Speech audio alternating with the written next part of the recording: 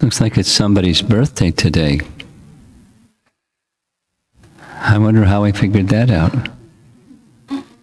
Your birthday. Well, look at that beautiful little dress you got on. Does it fly? Wings? No? Nama Om Vishnupadaya Krishna Prastaya Bhutale Srimate Bhaktivedanta Swami Iti Namane Namaste Saraswate Deve Gauravani Pracharine Nirvishesha Sanyavadi Paschatya Desatarine Jaya Sri Krishna Chaitanya Prabhu Nityananda Shri Advaita Gadadhar Shiva Hare Krishna Hare Krishna Krishna Krishna Hare Hare Hare Rama Rama Rama Hare Hare.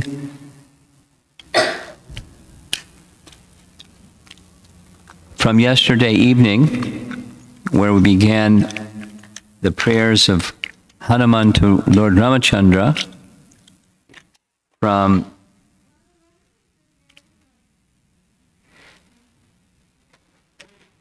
from Canto 5, Chapter 19,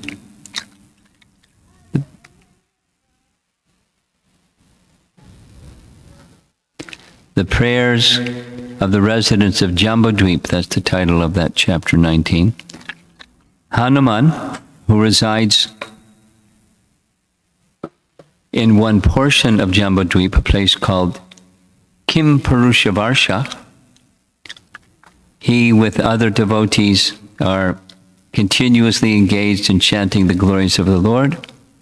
And there's 8 prayers from that section. And so far we've covered 4 of the 8. And so we're continuing. I see a lot of young people here. Some of them are your friends, I guess, participating in your birthday celebration.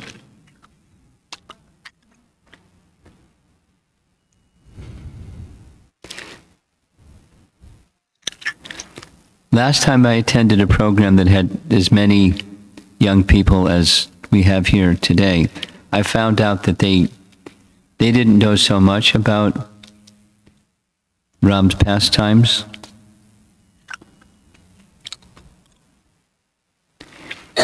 It took a while to find one of them that knew something about Hanuman. But this is a different audience, I can tell right away. You've got nice tilak on and everything. Do you know the name of the 4 brothers? Ramchandra, not his father, his 3 other brothers. One starts with an L, Lakshman.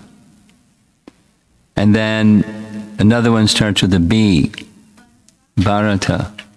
And the other one starts with an S. He's lesser known. We don't speak so much about Shatrughna, but he's the 4th one, Shatrughna.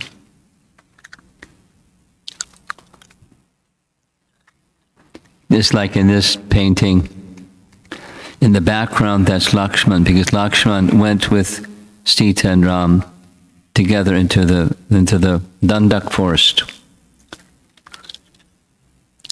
And they didn't meet with Hanuman until they went to Kishkinda, which is a place within the Dandak forest, a place where the Vanaras reside. Vanaras is a interesting group. They're monkeys, but they're not monkeys. Or they're not monkeys, but they're monkeys. They're mystical personalities, or they have powers of the demigods, although they're in forms that look like they're not yet human, but they have capacities that are beyond humans in many, many ways. So Hanuman is one. Hanuman, we heard yesterday, Hanuman is the son, let's see, this boy next to you in the red shirt. Do you know who was Hanuman's father? A demigod. It starts with a V. Don't know, right? How about you? Do you know who is Hanuman's father? The demigod starts with a V? Vayu. Yeah. Vayu is the wind god. So Hanuman, like the wind god, he has the capacity to zoom with like ease, travel great distances in the air. And it was very useful in service to Ram, because we heard yesterday 2 times Hanuman was sent using his power to travel very far to get herbs that would revive Lakshman, and then later both Ram and Lakshman. He was good at flying through the air. Since most ISKCON devotees know more about Krishna than we know about Ram, let me tell you a very nice pastime involving Hanuman and Vrindavan. You ready? Hanuman and Vrindavan.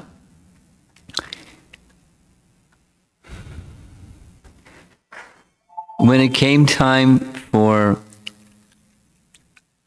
Ram requesting the Vanaras to assist him to build a bridge to go 800 miles, that's a big, long bridge, all the way from the southern tip of India all the way to Lanka. The plan was to throw huge boulders and mountain peaks into the ocean, and they would float, and then they could cross the ocean by that kind of a bridge. So Hanuman was going here and there getting big, big mountains, and one of the mountains that he got was Govardhan. And as he was, this is in one of the Puranas, as he was traveling over Vrindavan to bring Govardhan, this is now before Krishna appeared, to bring Govardhan to throw into the mountain, he heard a voice from the sky. Stop! No need to go further. The bridge has been completed. You can put Govardhan right here. So he rested Govardhan right where Govardhan is. And Govardhan was upset. Wait a minute, I want to take part in Ram's pastimes. So the voice from the sky said, no worries. You'll be able to take part in the personality of Godhead's pastimes next time he comes. In fact, you'll be at the center of his pastimes, right here in Vrindavan. So Hanuman was happy, Govardhan was happy, and Krishna was happy.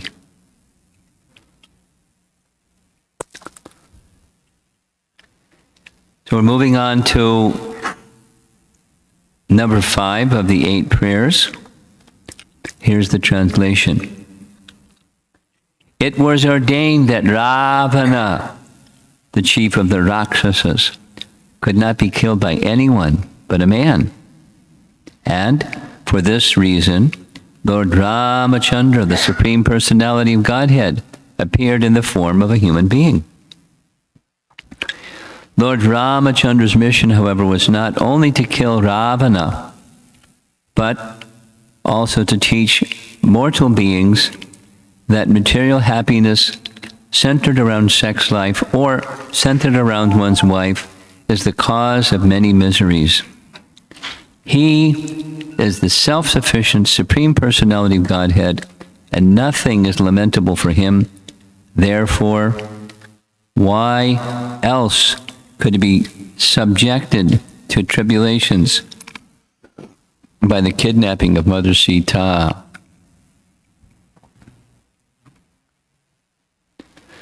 Nice painting, BBT painting. The many-headed Ravana, 10-headed Ravana, is shown here with his chest being pierced by an arrow by Lord Ramachandra. And that way, Ravana was finished.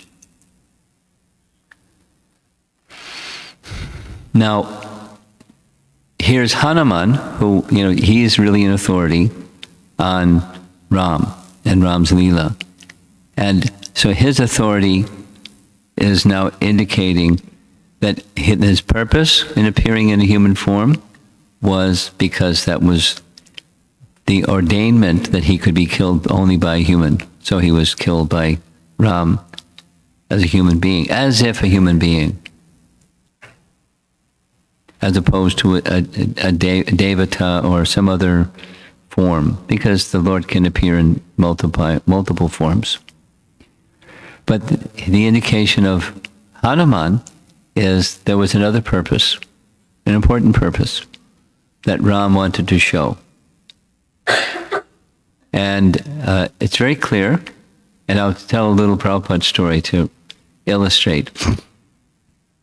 Is there anybody here that's from Andhra Pradesh? Oh. Okay. So thank you very much.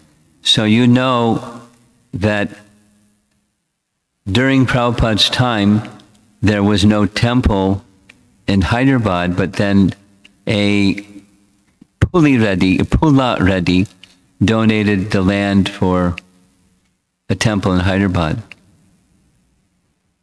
Very common name in Andhra, Reddy. And I found something about that land and why it was donated. There was a little kind of reason. Just behind the land, just behind the ISKCON temple, previously was a cemetery. There was a big battle, and many, many people were killed in that battle, and there was a graveyard behind the property. So although it was downtown Hyderabad, no one wanted to buy the land. So he gave it to ISKCON. And the devotees came to know when they received it that that was the situation, and so they did a puja, elaborate ceremony to arrange for the purification of the place, because it was known there were Buddhas hanging around that land. I didn't know all of that background. I just, we were, the group of us, during Prabhupada's time, there was an annual festival in Mayapur in Vrindavan. He called it the Mayapur Vrindavan Festival. And as far as possible, devotees from all around the world who were doing their preaching outside of India were encouraged to participate, go from their place of service, go to the holy dham and become purified with kirtan and nice classes and wonderful sangha. So one year, I forget the year, it's 1974 or 75, whichever, the message went out that Prabhupada wanted 100 devotees, I think it was 100 devotees, to go by train from Calcutta all the way to Hyderabad. It's a long train ride. And while in Hyderabad, he wanted us to assist in conducting a Pandal program.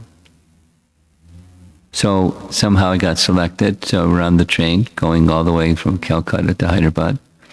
And when we got there, do you know where we stayed? We stayed on that barren land. And because there wasn't any accommodation, there was just like little, we didn't even have tents. We just had sleeping bags and slept in our sleeping bags on the land, on the soil. And there weren't any toilets, so they made, like Boy Scout latrines, like a little trench and like a little grass thing behind the little grass thing you went in, that's where you use the toilet.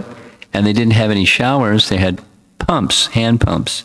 We had plastic buckets, and we filled up the plastic buckets with water and dumped the water on our head, and that was our shower every morning. And at the end of the week, it was a big muddy place where we were taking our showers every morning, all of us. And then we had our Mangal Arti right there on the land, with big buildings all around us. And morning class, and then breakfast, and then we went out on Harinam, passing out flyers to invite people to the Pandal program. And then it was time for lunch. And lunch was being held at different life members' homes, life members that could accommodate that many people, that many devotees.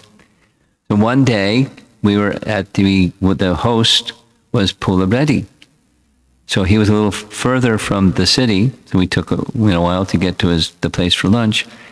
And the arrangement was we were sitting around the outside of his house. It was not a giant house, a nice house, big house, and landscaping. I remember all of that. So, big place. And Prabhupada was there. He was inside the house. And so I put two and two together, took my lunch quickly, and went inside the house because I knew Prabhupada would be having a conversation with our host. So when I went inside, there was a very nicely furnished sitting room. The shades were drawn because it was hot outside. And over on this side was Prabhupada, and at his feet were the sannyasis, and over on that side was Mrs. Reddy and her friends. And when I walked in, she was asking Prabhupada, why did Ramachandra make a mistake? And Prabhupada was inquiring, what do you mean he made a mistake? Well, he's the personality of Godhead. And as the personality of Godhead, he's omniscient. So he must have known that the golden deer wasn't a golden deer. It was a Rakshasa trick. So why did he go for the golden deer? Why did he make a mistake? And Prabhupada, said something. And then she kept pursuing it. But so much trouble was caused because he went after the deer. Look at the tribulation that Sita went through. And Prabhupada gave some mild answers just because, she was being a little persistent and, maybe a little obnoxious. She certainly wasn't submissive, wanting to know. She was wanting to argue her point. He made a mistake. Why did he make a mistake? Then finally Prabhupada said what Hanuman says here in this verse. Ram wanted to show that if one has too much close association with a woman, he'll have to undergo some difficulty. And then immediately, as soon as he got his words out, she started attacking him again. And Prabhupada chuckled. And the sannyasis got it, and the ladies in the room didn't get it, because she was harassing Prabhupada. You have too much association, you're going to have some difficulty. And Ram wanted to show that. And it wasn't until so many years later that I read this verse, and then, wasn't Prabhupada was just giving a cute answer. That's what Hanuman said. It was a desire of Lord Ramachandra. Now, where's the line between what's appropriate and what's too much? Too much attachment, too much.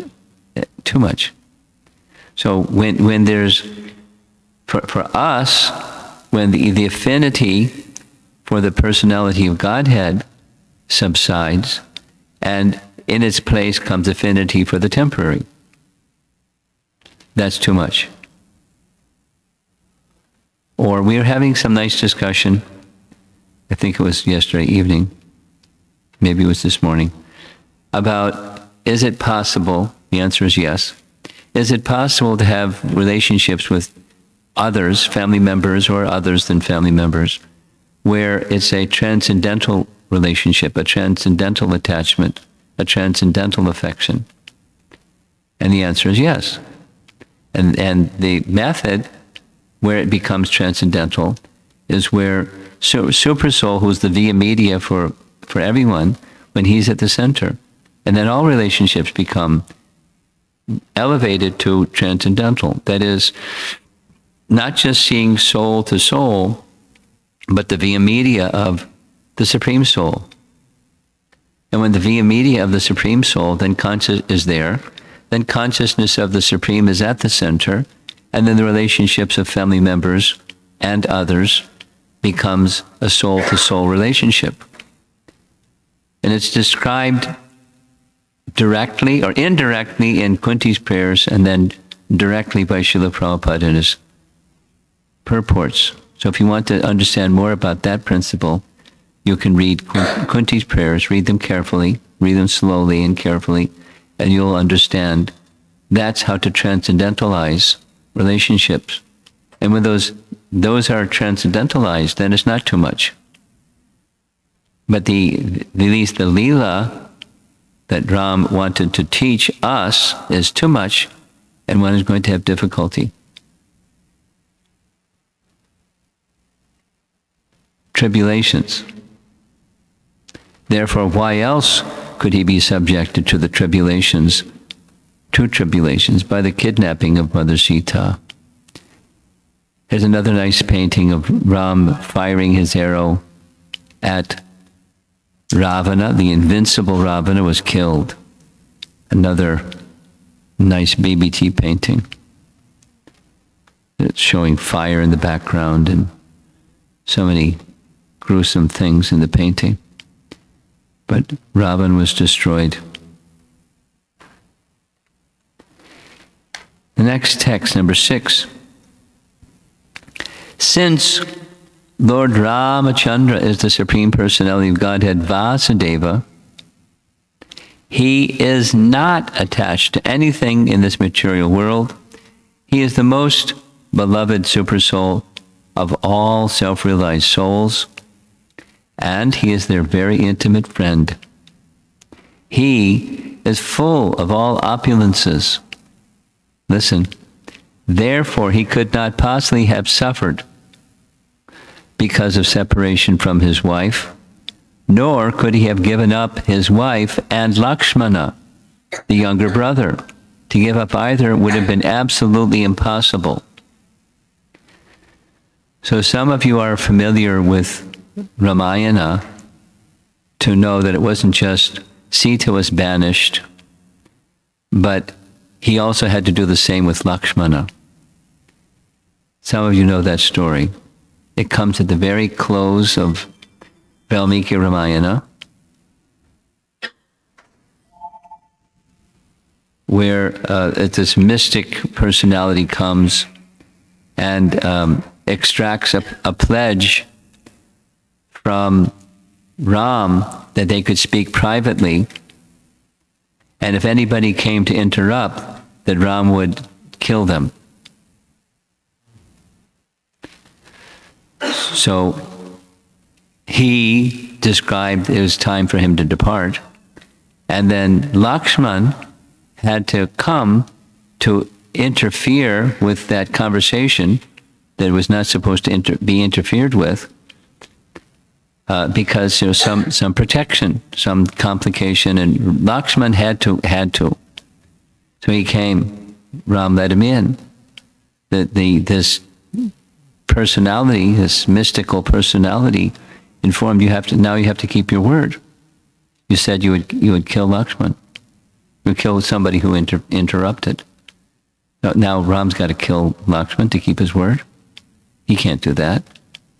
So there was a loophole. He could banish him instead of kill him. So he banished him.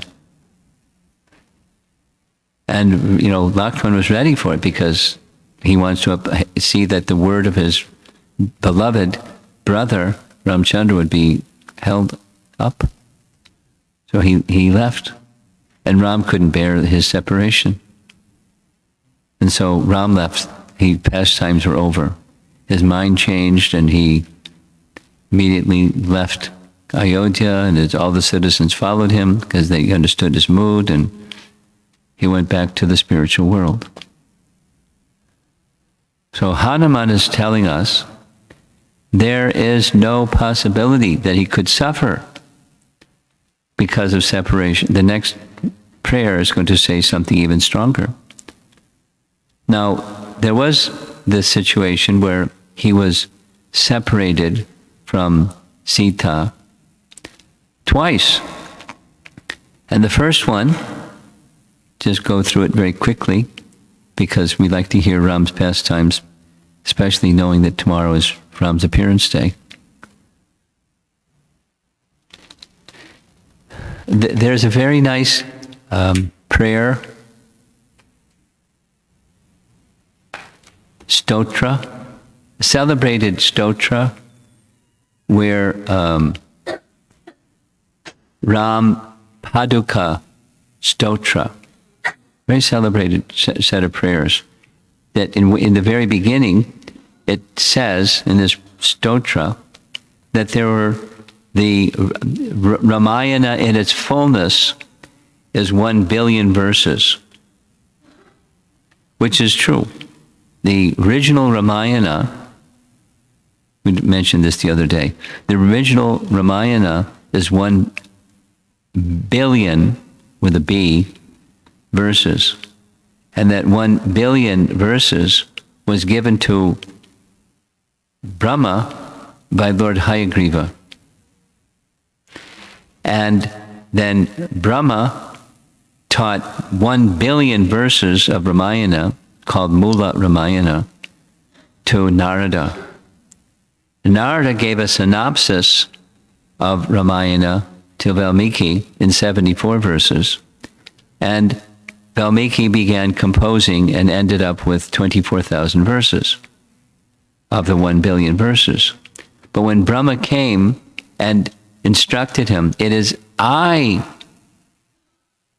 through Goddess Saraswati, inspired you to speak this particular sloka of great shoka, sloka of shoka, of lamentation, when he was concerned about the crowncha bird that was pierced by an arrow by the hunter.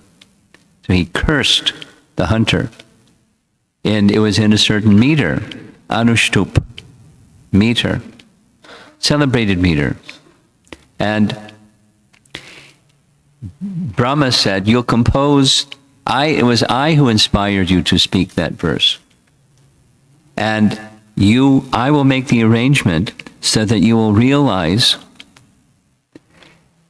all the verses of all the Ramayana, and not only the verses, but you'll be able to understand what everyone was feeling and thinking, man or beast or deva or rakshasa. You'll understand everything about them in fullness by realization. So he didn't write 1 billion verses, he wrote 24,000 verses from the totality of all the verses. When Vyasadeva compiled the Puranic portion of the Vedas, it was, according to Jiva Goswami, it was done in the same way. That is to say, when he divided the Vedas into 4, the one Veda became 4 Vedas by function. There were some remaining verses, and those remaining verses he composed in a particular type of Sanskrit that was easily accessible for not as well trained personalities in Sanskrit. Instead of alaukika, it was laukika Sanskrit. And he just compiled them like that, similar to what Valmiki did, the 24,000 verses out of the 1 billion verses. with a particular meter. So what he is describing here is actual realization of what transpired by like supersoul situated in the heart of each personality. He felt their feelings, so he was able to describe it so vividly. So in the painting here, this is Kaikeyi, mother. Let's see, one of the other children. How about the young girl whose birthday it is today? What's your name?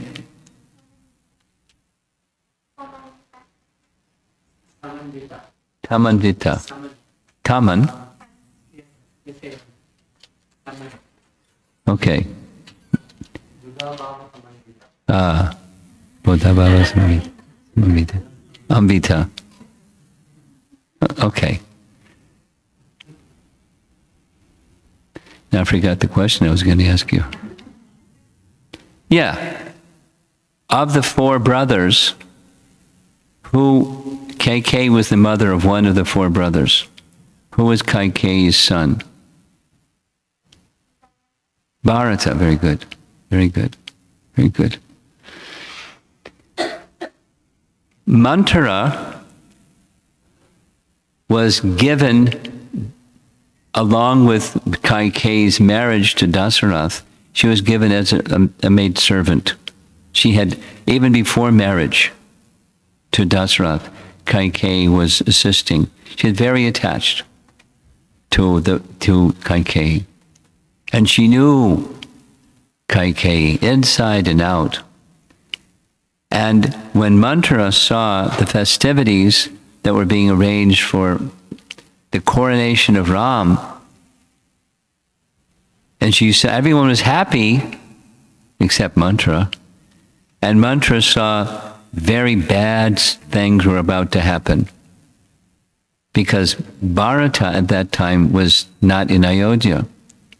Bharata was visiting her relatives because to give association to her father's relatives. So Bharata was gone, and Bharata was traveling, and the constant companion of Bharata was Shatrughna. Just like constant companion of Ram was Lakshman. They were by each other's side constantly. So she saw this was a conspiracy against Bharata. While Bharata is gone, this coronation is gone. You know what that means, Kaikeyi? Bad news. Bad news for you, because you're the favorite queen, but you're going to lose the favorite queen position. Kaikeyi will become the favorite queen because Ram becomes the king. And not only that, Bharata, when he returns, who knows what Ram will do because he's competition. No, she had poison in her words and in her mind, and Kaikeyi didn't buy it at all. And Manthara manipulated Kaikeyi in such a way that she accepted it all. And she instructed, after Kaikeyi got on board with the mischievous idea, bad, hideous idea of Dasarath to subordinate her and Bharata, you know the story, she reminded Kaikeyi of a promise made to her long ago by Dasarath, because she saved his life and he promised her 2 boons, and she said, I'll ask later, I don't need anything now. Remember that? How you saved his life? Ask for the 2 boons now. Ram goes to the forest for 14 years, and in his place, Bharata becomes the next king. And when Dasarath comes to see you this evening, go into your sulking room and with your ornaments disheveled, and don't speak to him till he finally gets it out of you. What are the 2 boons you want? And say to him what those two boons are. And don't let him try to talk you out of it. He'll try to talk you out of it. Don't yield. Be stubborn. She was really good at being stubborn. It's said about Kaikeyi, she was very sweet. But she wasn't worldly wise. It's a good idea for queens to be worldly wise. But she wasn't. She was very innocent. And she was very stubborn. Once she got her mind set on something, she was dug in. So that's what and Mantra knew Kaikeyi very well. She got her all oriented to do this terrible thing. So Dashrath couldn't say it. So when Ram came, she sent for Ram. Ram came. Kaikeyi pronounced, "This is what your father wants. Promise me you'll keep the word of your father."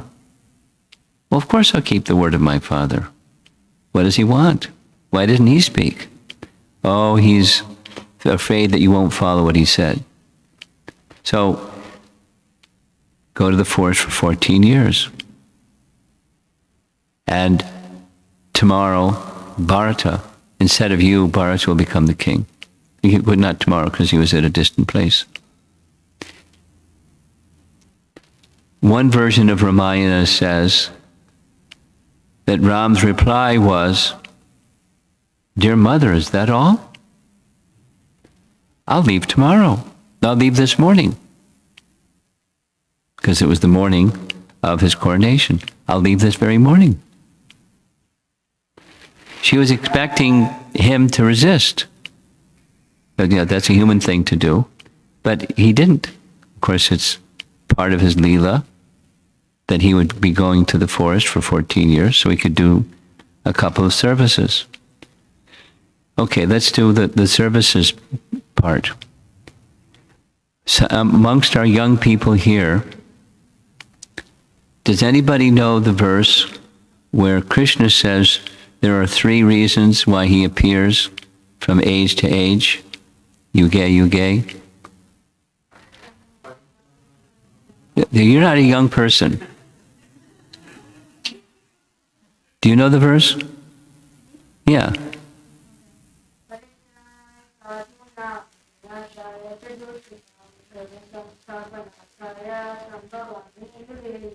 Fantastic. Fantastic. So there are 3 reasons, and 2 of those reasons were accomplished by his going to the forest. The sadhus that were residing in the forest, they were bhaktas, and they were desiring his association, his darshan. But they're in the forest and he's in Ayodhya, so he has to go to where they are.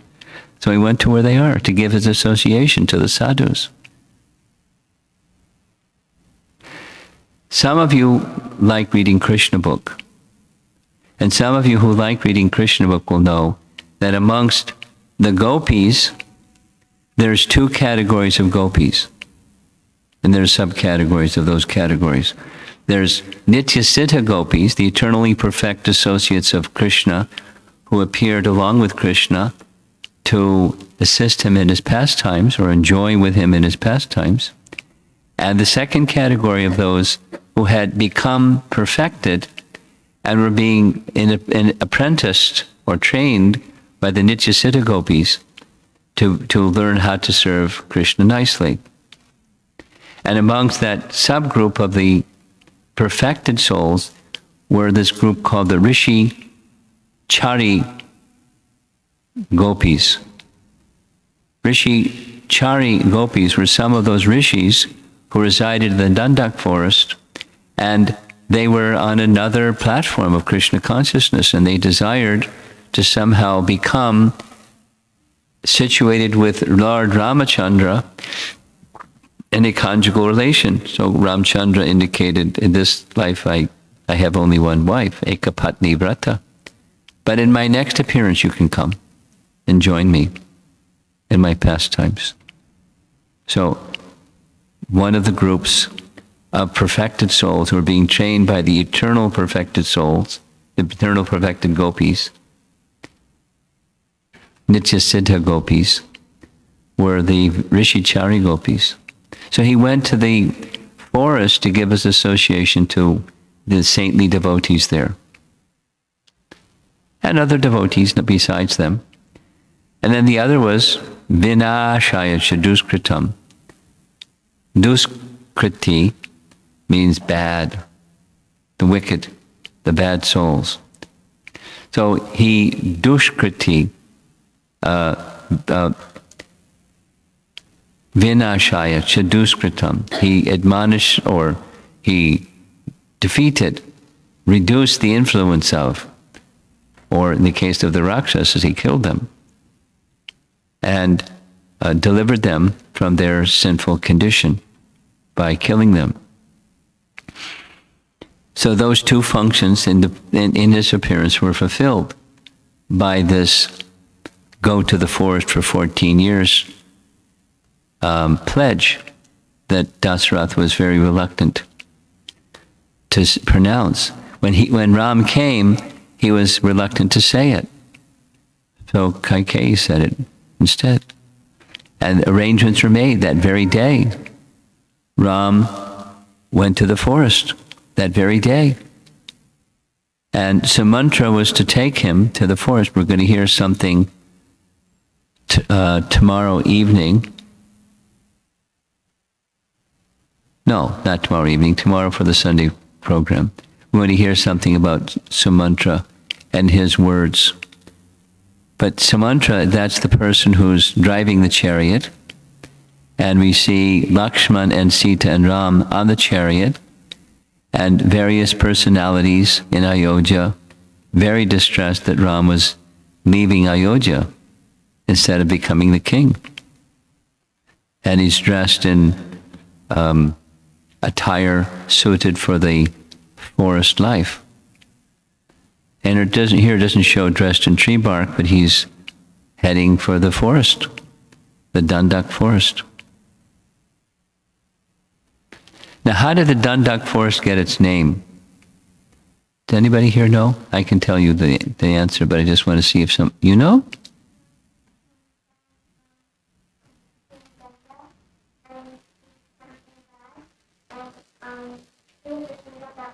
Yes.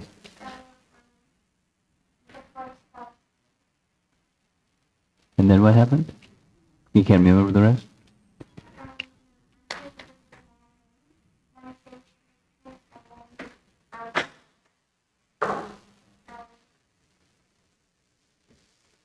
Let me help you, okay?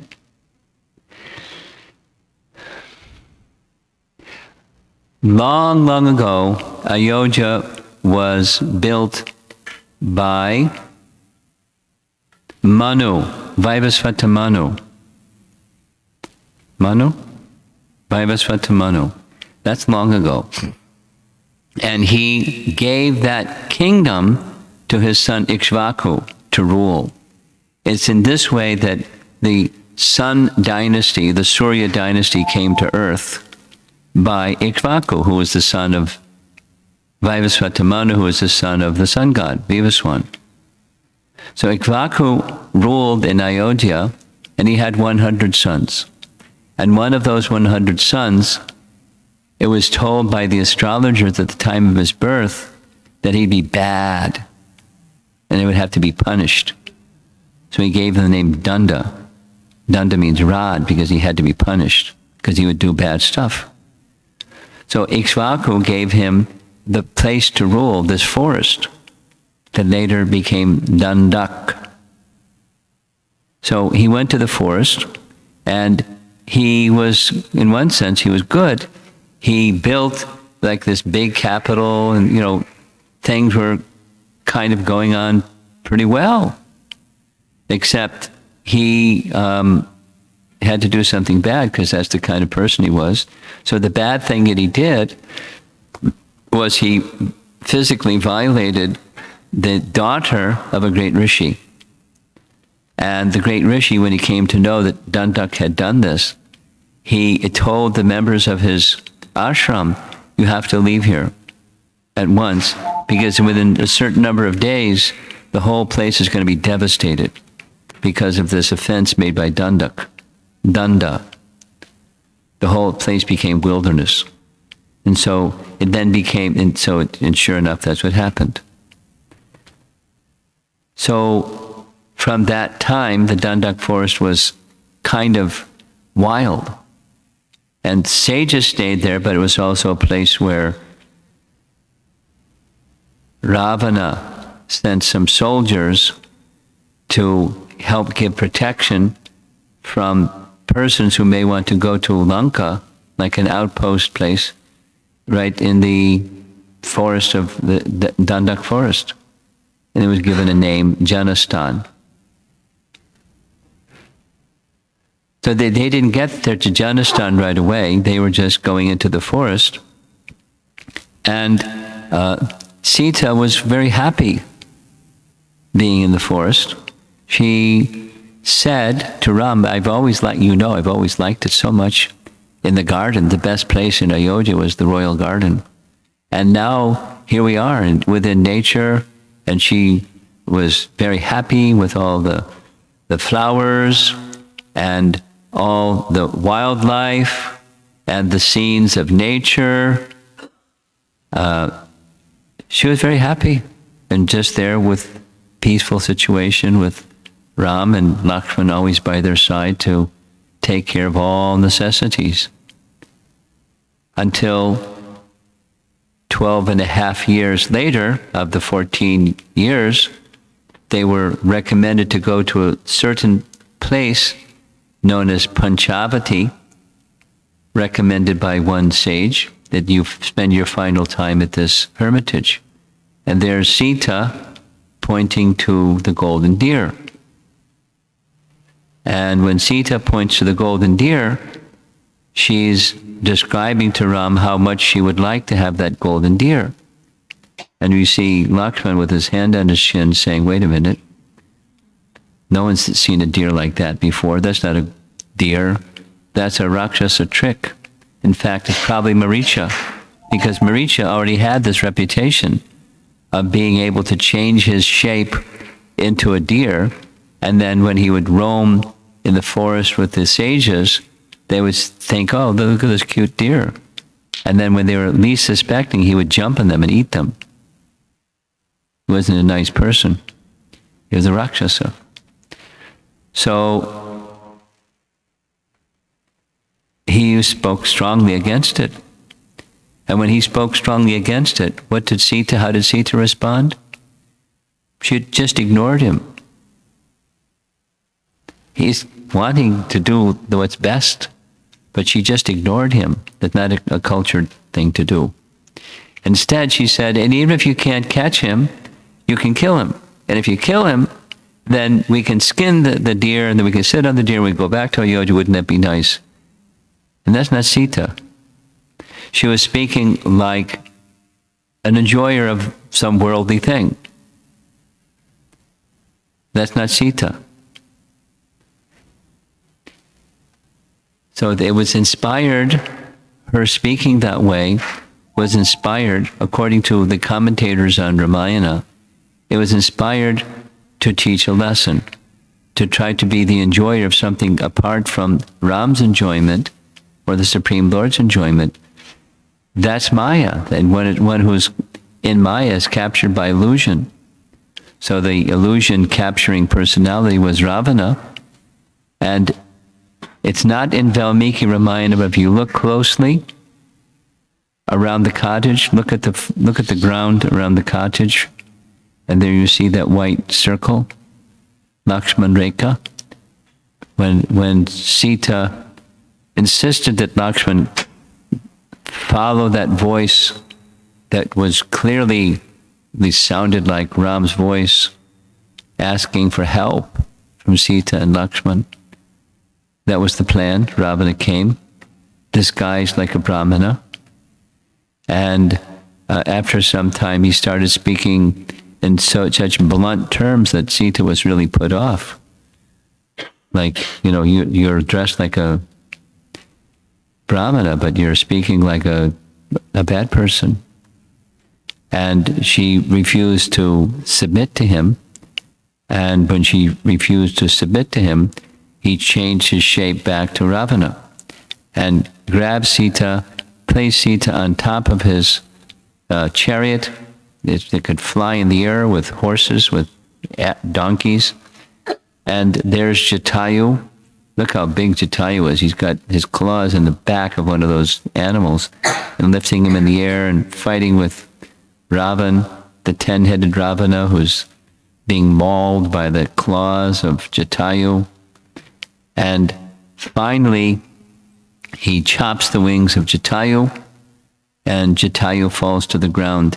Now this is combining several pastimes in one painting.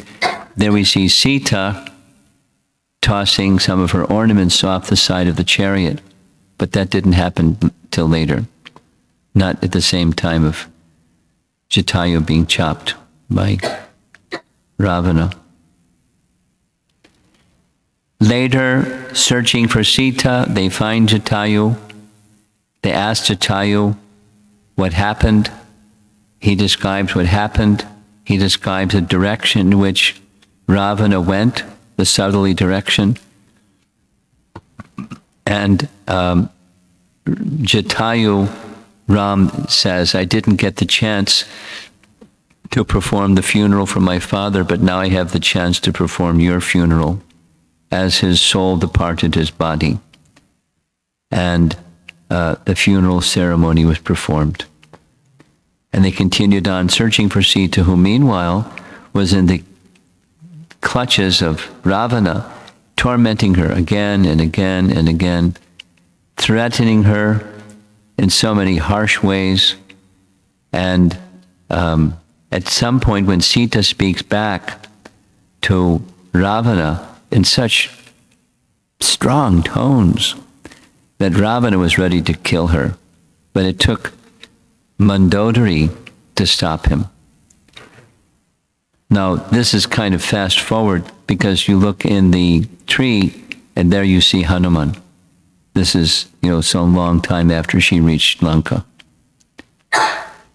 And so he went back to his palace, instructed the Rakshasis to harass her until she broke.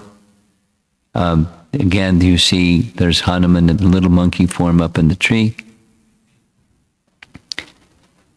While they were harassing Sita, one of the Rakshasis was a kind of a mystic lady named Trijata, and she explained so the other Rakshasis could hear the dream that she had.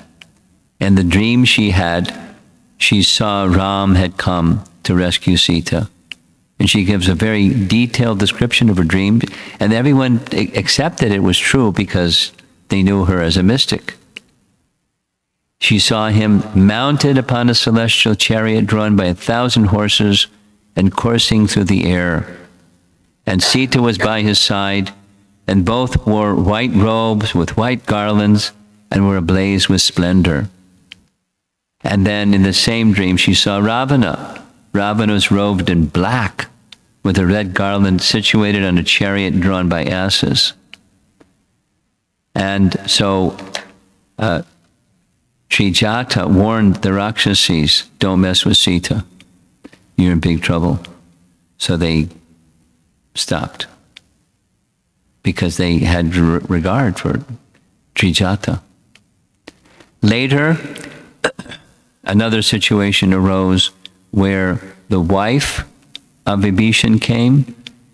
So she did there, in the midst of Lanka, there were just a handful, literally a handful, Vibhishan and his wife, Sharama, who came and consoled Sita when this Vidyujvaja, the magician, came and brought a head that looked like Ram's head, saying that that Ravan had severed his head.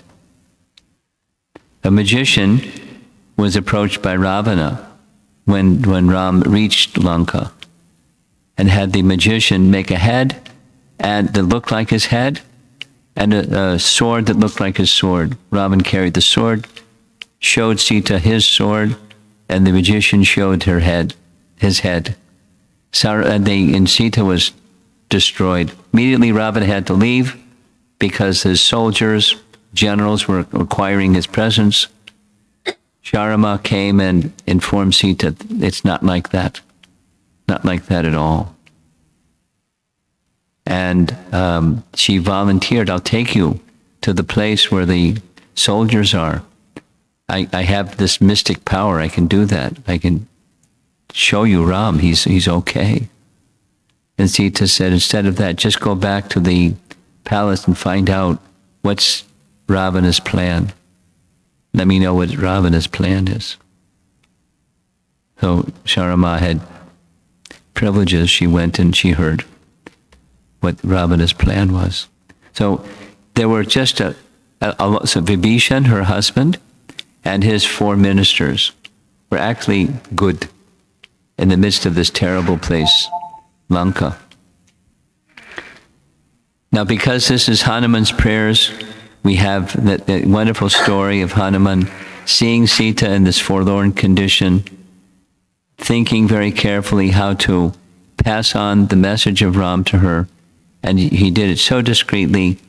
This is showing Sita receiving the ring of Hanuman, ring of Ram from Hanuman, and he convinced her, hang on, don't take your life, Ram's coming soon, he'll redeem you. And there's many other things that go along with the Sundara Kanda, but they eventually bring Ram and Lakshman and Sita back to Ayodhya. Some of you know what this painting is. Any of our younger persons can say what this painting is? Yes? Sadbhuj. Very good. Could you know the circumstance for the Sadbhuj form being shown? No? Anyone amongst our children here? The Sadbhuj form was shown to whom? And what was the circumstance? The Sadbhuj form was shown to Sarvabhauma Bhattacharya. Sarvabhauma Bhattacharya was the chief priest in Puri when Chaitanya Mahaprabhu visited Puri. And by Lord Chaitanya's discussions with Sarvabhauma Bhattacharya, discussing Vedanta Sutra and other scriptural passages, the Atmarama verse from the Bhagavatam, Sarvabhauma Bhattacharya realized a little light went on. This isn't just a young sannyasi. This is the personality of Godhead. Lord Chaitanya smiled and then showed him this form. 2 arms with bow and arrow of Ram, 2 arms with the flute of Krishna, and 2 arms with the danda and kamandalu of a sannyasi, Chaitanya Mahaprabhu. So he showed that he is all 3 of these personalities exhibiting different leelas through the medium of these different personalities. We have just 2 verses, 2 prayers left. Here's number 7. Hanuman says, one cannot establish a friendship with the Supreme Lord Ramachandra on the basis of material qualities, such as one's birth in an aristocratic family, one's personal beauty, one's eloquence, one's sharp intelligence, or one's superior race or nation. None of these qualifications is actually a prerequisite for friendship with Lord Ramachandra. Otherwise, how is it possible that although we, uncivilized inhabitants of the forest, have not taken noble births, although we have no physical beauty, and although we cannot speak like gentlemen, Lord Ramachandra has nevertheless accepted us as friends. And this is the warm embrace that Ram offered to Hanuman when Hanuman brought the ornament that was Sita's back to show it to him that he found Sita. Here's the evidence. And Ram was so pleased because this was his quest to regain and redeem Sita. And when Hanuman verified her whereabouts, Ram was so indebted to him. There's no way I can repay you other than my warm embrace. And that's the best gift he could give to Hanuman. Here's another little, just a section from this verse. How is it possible that although we uncivilized inhabitants of the forest have not taken noble births, although we have no physical beauty, and although we cannot speak like gentlemen, Lord Ramachandra has nevertheless accepted us as friends. Here's where Lord Ramachandra is accepting Sugriva, seated there by the tree wearing that crown, as his friend, using the fire for taking their vows of friendship. And in front of Lord Ramachandra and Lakshman, that's the ornaments of Sita when they're brought out for Ram to examine. He's holding his heart, feeling so sad, because when he sees the ornaments, he sees Sita, thinking of what difficult situation she must be in now. It was the feelings of sadness due to separation we heard from Ram. We heard from Hanuman. It's Leela.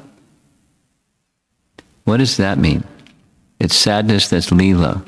Like, who wants to have a pastime where you're sad? No one wants to have a pastime when you're sad. But therefore, the Leela, it's a form of expression of joy, where the ecstasy of separation spikes or heightens the intensity of the love that those who are missing, in this case, Ram missing the association of Sita, or those who were so connected to Ram, they wanted to help him regain Sita. They were also feeling sorrow or grief. But it's an ecstasy. We had a long discussion about that. So after Hanuman found Sita and informed Sita that Ram will come soon, he burned the city of Lanka. And as he's looking back on Lanka, seeing the city burn, you see his burning tail is dangling in the ocean to cool it off. He is getting ready to return to give Ram Sita's ornament and the good word that she's found. And one last little story. This is nice. This is Vibhishan and his 4 ministers after they were insulted so badly. This little section reminds me of when Vidura was trying to stop the war. Vidura spoke out in the assembly in Mahabharata against the very bad Duryodhana. And he was very clear about how bad Duryodhana was, bringing a war between cousins because of his inimical attitude. He tried and he tried and he tried. Duryodhana insulted him, so he left. And similarly, Vibhishan tried and tried and tried. In this last section before he left, 3 times, there's details. But Ravana just became angry and threatened him.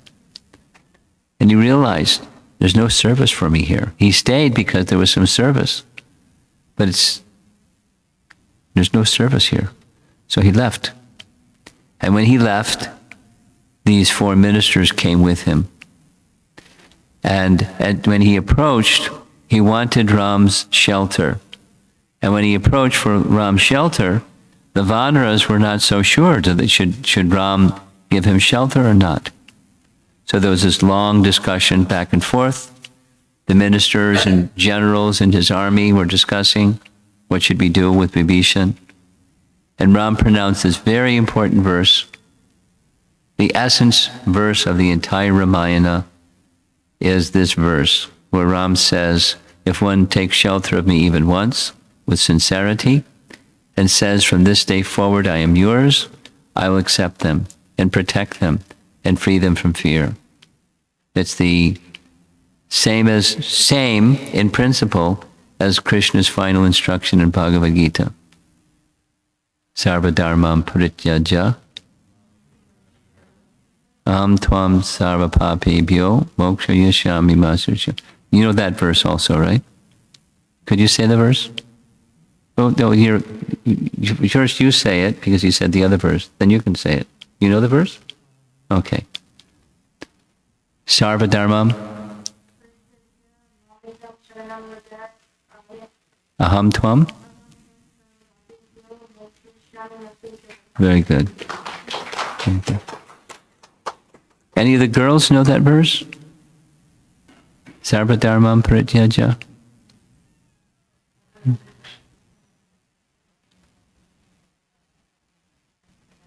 Very good. Thank you. So one who surrenders to Krishna, or in this case, one who surrenders to Ram, he will deliver them, protect them. They're just the whole of Ramayana, according to the commentators on Ramayana, it's a treatise of surrender. That's the essence of all of Ramayana, and different features of surrender to Lord Ramachandra. And to speak again of how kind Lord Ramachandra was for engaging everyone, he not only engaged the Vanaras, and the Vanaras would come from all different directions.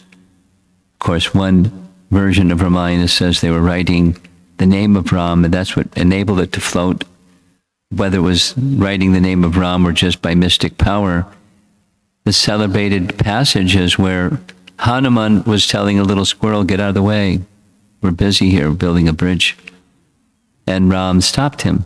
Said, the squirrel is, this is very important for us. The squirrel, it may not be as powerful as you, but the squirrel, according to his capacity, he's doing the same service as you. So he is as dear to me as you. So don't tell him, "Get out of the way. We're busy." Let's respect the service that someone that's less capable than us, the service they can do, and honor and respect them. That's Lord Ramachandra. And what to speak, even Guha, a tribal chieftain, he was very happy to receive the service of Guha, was very happy to offer the service to Ram. Or Shabari, an ascetic lady who was very happy to render service to Ram. In fact, the remainder part of her life, was after the Rishi Matanga had left this world. She wanted to go with him, but he said to stay. Someday soon, Ram will come. She had no idea when.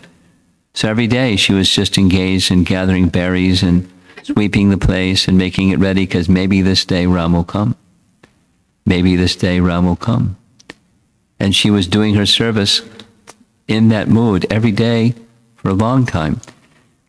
Finally, Ram came, and she was able to offer directly her service, the basket of fruits, offering them directly to Lord Ramachandra.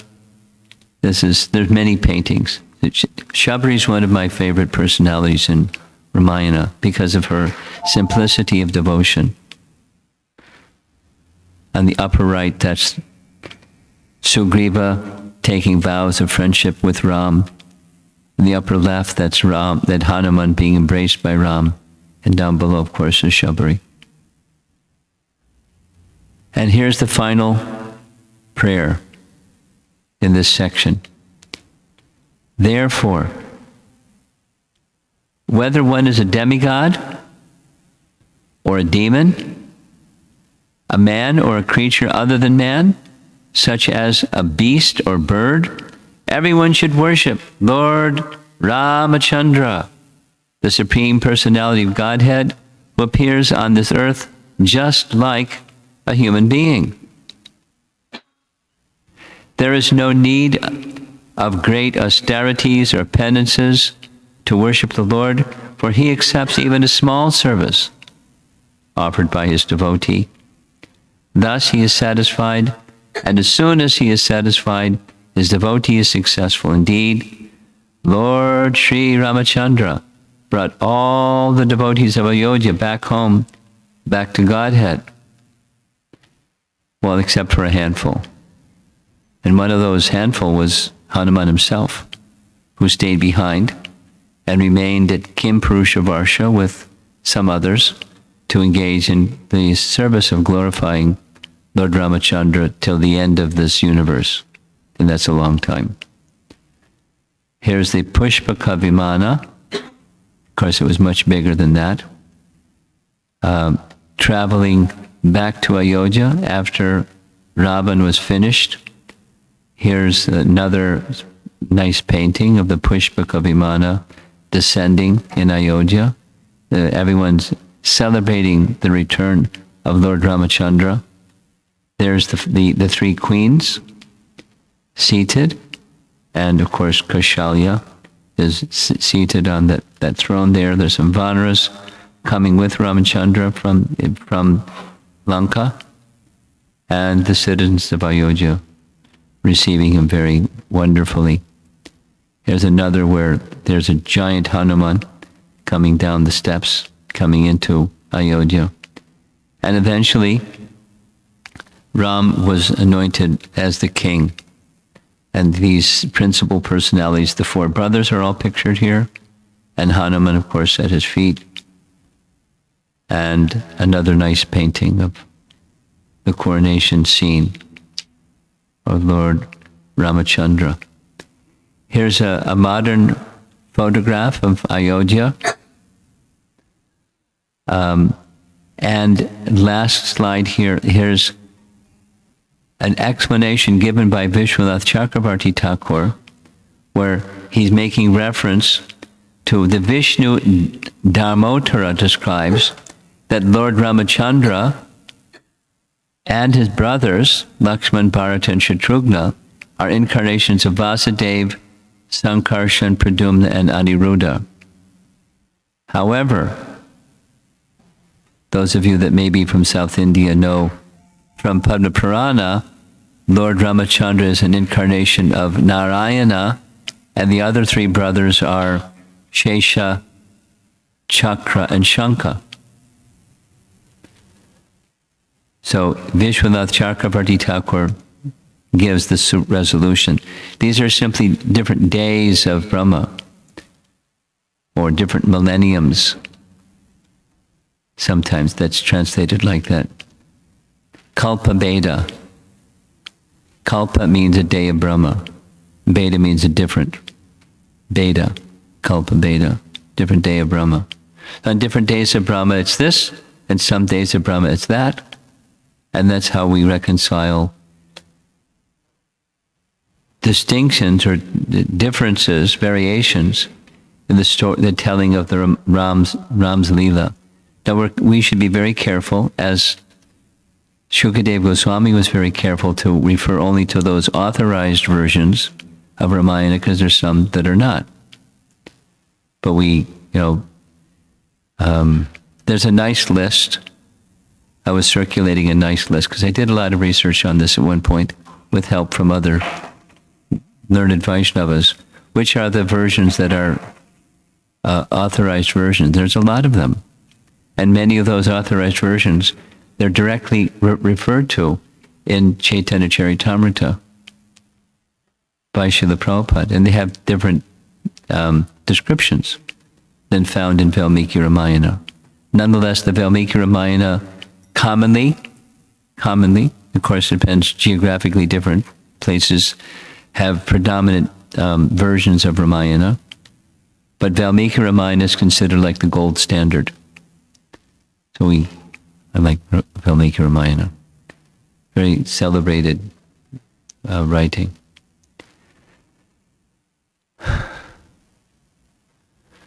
Isn't it nice to be able to sit together like this? We weren't able to do this before. It's very different sitting, looking at your computer screen, doing a Zoom class on something and sitting together. It's very nice. So it's 8 o'clock. We've gone for an hour, a little more than an hour. Let's see if there's some discussion or questions or comments or something? I see a hand up in the back.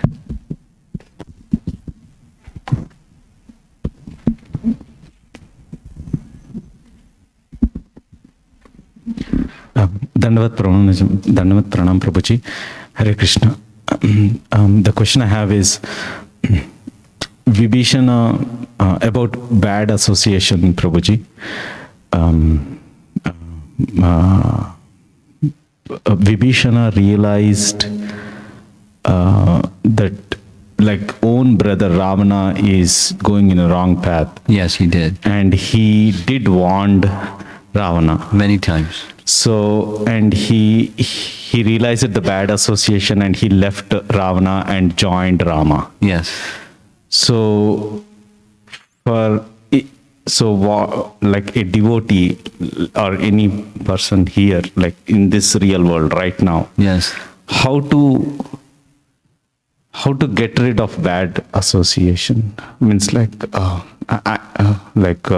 maybe I'm not framing the question properly, but the people don't realize that they are in bad association. Yes. So how the world is filled with such bad association.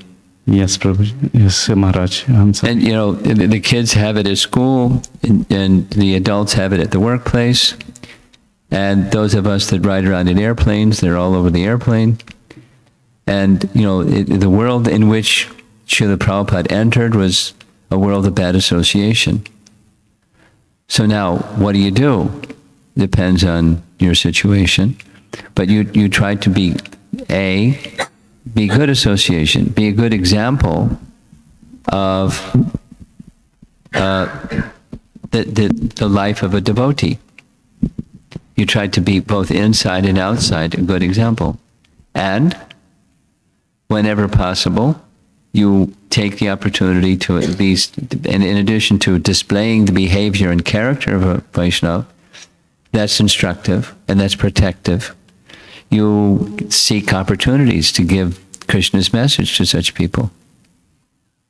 Now, you have to be a little discriminating about people that are stridently, atheistic and hostile. You know, we avoid that association. But many people, far greater number of people, are just misguided and they don't know. So, depending, you try to give good association. That's what you do. Then when you find it's like unwholesome association, incorrigible association, you stay safe distance. You preach Krishna's message. But the most important part is you carry the message inside and live it outside. And then it gives you the strength to speak it so it has some power or potency to those who are innocent. Yeah. Yeah, something online? There's online. Prabhat Prabhu, please unmute and ask. Hare Krishna Maharaj. I wanted to ask, from what I understand, Lord Krishna, Rama, and Chaitanya Mahaprabhu, they appear only once in a day of Brahma. Yes. So in the other Chaturyuga cycles, who takes up their positions? Are they jivas, empowered souls who act like Shaktavesha avatar, or if not the Lord?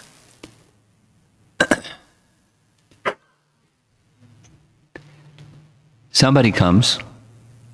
Now, the Yuga avatars, there's 4 yugas. Chaitanya Mahaprabhu comes at the beginning, towards the beginning of Kali Yuga. And in the other 999 Yuga cycles, another form that's not the original personality of Godhead, Swami Bhagavan Krishna, appears. And it's the same Yuga Dharma, but it's not the same gift of Vraja Prem, but he's giving the Yuga Dharma. And the other Leela avatars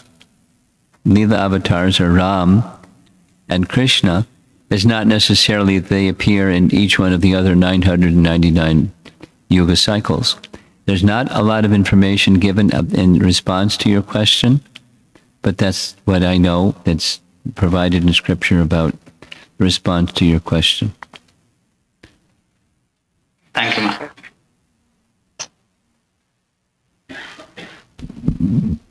One more question online. Okay. Hare Krishna Maharaj, you mentioned that Hanuman was left behind when Rama went to the spiritual world. Yes. I was wondering if that means that Hanuman is not there in the spiritual Ayodhya Dham and only returns at the end of this yuga. And what was the last part? And only returns at the end of this yuga. The end of this yuga? Cycle, yuga Do cycle. you understand that, what he's asking? The second part of what he's asking? Yes. What's he asking? Without reading it, what's he saying? So he is saying that so Hanuman will reside and go back to Ayodhya end of this yuga cycle. No. He stays till the end of the universe. That's my understanding. And he has a service, and he likes his service. Anyone likes service likes their service. He's satisfied and also feeling separation at the same time. Some of you may have read Brihat Bhagavatamrita, and one of the persons who Narada Muni visits is Hanuman, and he glorifies Hanuman as being a great devotee, the recipient of the mercy of the Lord. And Hanuman's reply is, no, no, no, no, no, no, no, no. Don't you know that when Ramchandra left, he left me behind? And here I am, left behind without his association. So he's, as a Vaishnava, Hanuman is thinking this way, in the humble manner. But on the other hand, he's happy to have the service that Ram gave him, because that's the happiness of a devotee, is pleasing their master. And Hanuman's a perfect devotee. He's very satisfied.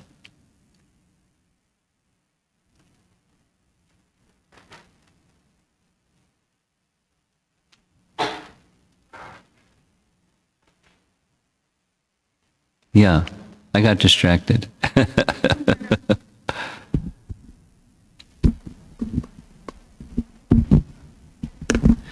Maharaj, related question. The other part of his question is Hanuman not in the spiritual world? The answer to that question is given in Brihat Bhagavatamrita by Narada Muni to Gopakumar. And in three places, Narada Muni makes it clear that for service to the personality of Godhead, the devotees of the personality of Godhead may manifest themselves in multiple places simultaneously.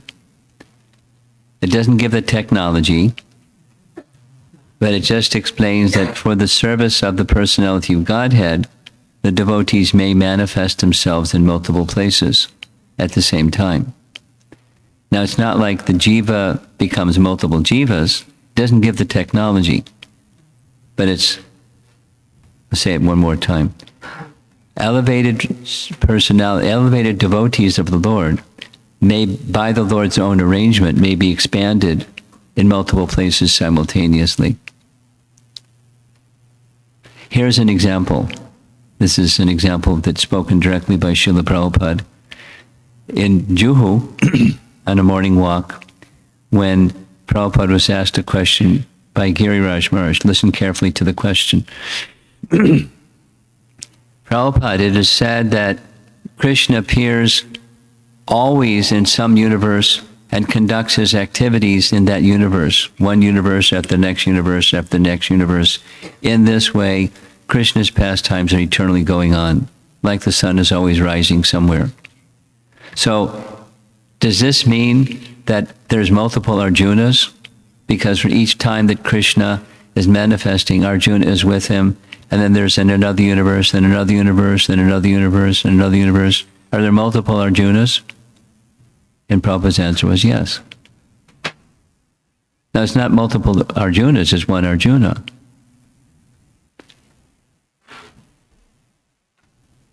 It's incomprehensible don't ask me to explain it, because it's incomprehensible to me, and I think to anybody, but certainly to me, that how is this possible? There's the jiva named Arjuna. But just like Arjuna is in Narayana, he's Nara. He's always with the Supreme Lord. Not necessarily known by the name Arjuna, but he's always with the Supreme Lord. Wherever the Supreme Lord is performing his pastimes in this world, Arjuna is there. So how many Arjunas are there? Too many to count, because how many universes are there? So they're his expansions. And it's a potency or potential for the Supreme Lord to manifest multiple Arjunas to accommodate him, his pastimes. So it's Hanuman in the spiritual world? Certainly. Now, your question. Hare Krishna Maharaj, it's nice to be sitting all together, but it is even nicer because you are with us. So we are all soaked in your mercy. Thank you so much, Maharaj. Maharaj, one thing which I learned from today's class was how unattached Lord Rama was. Next day it was his coronation ceremony, and instead of being a king, he was comfortable just going in 14 years of exile and excited about it actually. So Maharaj, also in morning, also we learned that our affinity from material existence has to be dovetailed to transcendental existence. Yes. And some of us are blessed when Krishna gives us those opportunities. When what? Some of us are blessed that sometimes Krishna gives us those opportunities. Gives us opportunities. Yes, to actually move towards that transcendental love and knowledge. But because of our past conditioning, Maharaj, it's almost like a thunderbolt that we hold on to those material things, though Krishna is showing us the path. Yes. In those cases, it almost feels like a material death, which feels so uncomfortable. Yeah. In those cases, Maharaj, how do we make decisions and in those and calm ourselves and think nicely and make the right choice? Almost feels like a death. Almost like? Like a death. A death. Letting go of the things we're attached to is almost like a death. Yes. Bhaktivinoda Thakur describes this detachment. He doesn't use the word incremental, but he's an incrementalist. He teaches that one does it progressively, little by little. Trying to do too much at once is not sustainable. One will go back to that prior situation very quickly. So detachment is best proceeded with by strengthening one's attachment. And as one's attachment, transcendental attachment, gets stronger, then detachment for the temporary subsides. But our attachment to the temporary subsides. Detachment comes instead. So when you turn on the light, darkness is dispelled. And supposing you don't have a on and off switch, you have a dimmer switch. And so you just turn on the light a little, and then a little more, then a little more, a little more. So by furthering our attachment to transcendence, it diminishes our attachment to the temporary. And it's generally incremental, generally step by step. Within limits, the limit standard is something we can sustain. Here's a nice example. Tomorrow is Naomi. And for those who are practicing Vaishnavas, it's one of our 4 fast days. So there are persons in this room, particularly young persons, may find it difficult to fast. So what to do? Because it's a fast day. So according to one's capacity, one observes fast. And ideal is we practice that austerity on Ekadasi days and other appearance days of the Lord, where it's not a full day fast, and it's not so difficult. And if you absorb yourself in devotional activity, it becomes very easy. It's actually joyful. It's actually sublime. It's not hardship, because it's an auspicious day and you do auspicious things in auspicious days. It's very joyful. So we turn on the light a little bit brighter, a little bit brighter, a little bit brighter, and the darkness is dispelled in a way that you can sustain.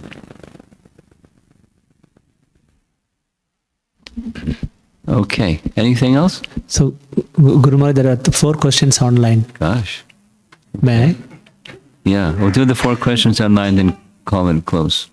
Okay, Guru Maharaj. So, the first question asked by why Hanuman is in...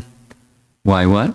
Why Hanuman was left out, the question Okay. that was asked before. That's a follow-up question to that. Same person. Same, but this is from Veda. Veda is asking, Maharaj, how can I prepare for Ram Naomi tomorrow? And how should I pray to Lord Rama?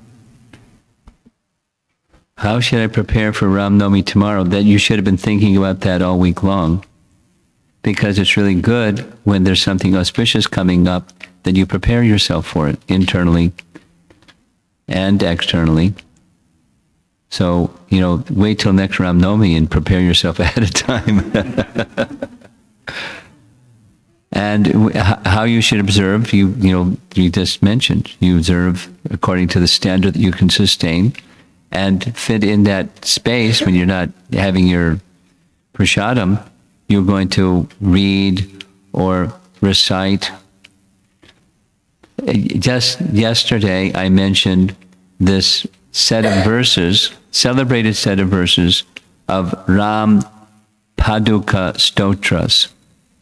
So somebody from another city asked me, can you send me a copy of that? Because I want to recite it tomorrow.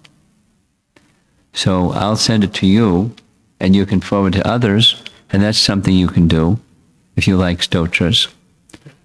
And it's in Anushtup meter. The first two verses are not. They're kind of invocation verses, but the rest of it is really easy. It's just like reciting Bhagavad Gita slokas, that same meter. 8 syllables and etc. So that's something, take something that's hearing and chanting related to Ram and read Ramayana. Or have nice kirtan, or do something that's on the turn the light up side and direct it to Lord Ramachandra. Okay. A question from Century. In follow-up to Veda's question, does this mean that Hanuman comes back for Ram Leela in other yuga cycles? How does that work? He's an eternal associate. So wherever Ram is, he's there. And he may come this way, he may come that way at different times, but he's an eternal associate. Next. Just wondering what would be the content of 1 billion Moola Ramayana verses? Oh, you have to read it. Next. And do they still recite the same in Brahmaloka? Let's go. Next. Next from Prabhu. Does Krishna, who appeared in the immediate previous Dwapara Yuga to our present Kali Yuga, was the Swami Bhagavan, personality of Godhead, or does he appear in some other Chatur Yuga cycle? If yes, that would mean Supreme Lord appears as Krishna and Chaitanya Mahaprabhu in close proximity to each other in the same Chatur Yuga cycle, unlike Rama and Krishna. Is that right? Do you understand the question? I don't understand the question. I think Lord Rama appears in the 24th cycle of Vaivashvata Manu. Yes. The Supreme Lord Swami Bhagavan and Chaitanya Mahaprabhu appears on 28th cycle. Yes.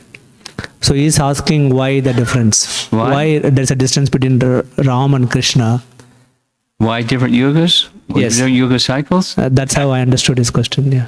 Not as to why, Maharaj. I was just confirming. Is Krishna, who appeared in the immediate previous Dwapar Yuga, is he the Supreme Personality of Godhead, or is the Supreme Personality of Godhead supposed to appear as Krishna in some other Chatur Yuga cycle? Just like Rama and Krishna appear in different Chatur Yuga cycles. I'm glad you're clear what your question is, but I'm not.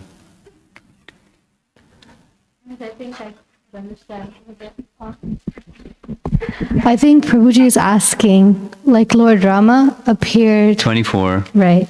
Krishna And 28. right, and was the Krishna who appeared in the 28th the Supreme Personality of Godhead? Yes. Yeah, that was it. Yeah, Okay, that's the answer is yes. yeah. Swami Bhagavan Krishna.